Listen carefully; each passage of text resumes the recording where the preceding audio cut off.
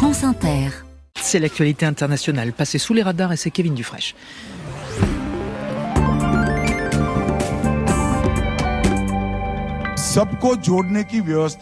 Et Kevin, nous sommes d'abord en Inde qui vide ses prisons. Oui, ce sont des dizaines de milliers de détenus qui vont être libérés d'ici la semaine prochaine parce que l'Inde a un vrai souci de lenteur de la justice. Quelques chiffres officiels du gouvernement indien pour comprendre. Presque 135 000 personnes sont en détention provisoire dans le pays, dont plus de 11 000 depuis 5 ans ou plus globalement. Sans parler de prison, le ministère de la Justice indien estime à 533 000 le nombre de dossiers en attente de jugement ouverts il y a entre 20 et 30 ans pour lesquels il ne s'est donc encore rien passé. Aujourd'hui, le ministre indien de l'Intérieur a donc tranché. Tout détenu, pas encore jugé, mais incarcéré depuis une période équivalent à un tiers de la peine maximale qu'il encourt, sera libéré. La mesure ne concerne pas les crimes les plus graves, bien évidemment.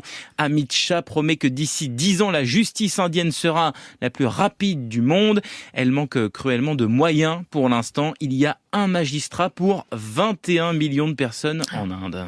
Nous voici au Royaume-Uni où un couple est insulté. Un couple de femmes, toutes les deux footballeuses, l'attaquante australienne Sam Kerr, star de Chelsea, et Christy Mewis, internationale américaine qui évolue à West Ham, un autre club de Londres. Avant-hier, elle poste une photo d'elles deux sur Instagram, tenant une échographie avec cette légende. Le bébé Mewis Kerr arrive en 2025. Christy Mewis est enceinte. Parmi les près de 6000 commentaires, beaucoup de félicitations et au milieu des messages homophobes, des insultes, heureusement supprimés par la plateforme, même si on peut toujours lire actuellement des commentaires du type « Comment c'est possible, vous êtes toutes les deux des femmes ?» ou encore « Mais qui est le père ?»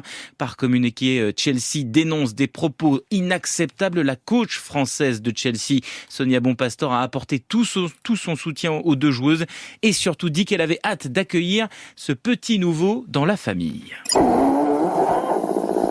Et puis nous sommes en Corée du Sud, avec ces sons qui sont des sons de films d'horreur. Oui, voilà, des mois que ça dure. Toutes les nuits, ça se passe sur l'île de Gangwon, au nord-ouest de Séoul, région séparée de la Corée du Nord par l'estuaire du fleuve Han. Et ces bruits glaçants, ils sont justement diffusés par les haut-parleurs nord-coréens situés en face.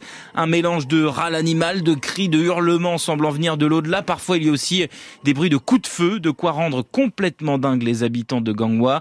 Ça n'est pas de la simple propagande, ça vise vraiment à tourmenter les gens, estime un conseiller municipal auprès de l'AFP qui rappelle que priver quelqu'un de sommeil par la diffusion de bruit de ce genre est une forme de torture bien connue. C'est un nouvel épisode de la guerre psychologique que se livrent les deux Corées. Ces bruits sont en fait une réponse à la diffusion depuis juillet par le Sud de musique et d'informations le long de la frontière avec la Corée du Nord, sans parler des ballons de déchets envoyés par Pyongyang depuis des mois. Voilà, le monde va mal et moi-même, je ne me sens pas très bien. Merci C'est normal, beaucoup, mais Kevin. tout va bien se passer. À demain.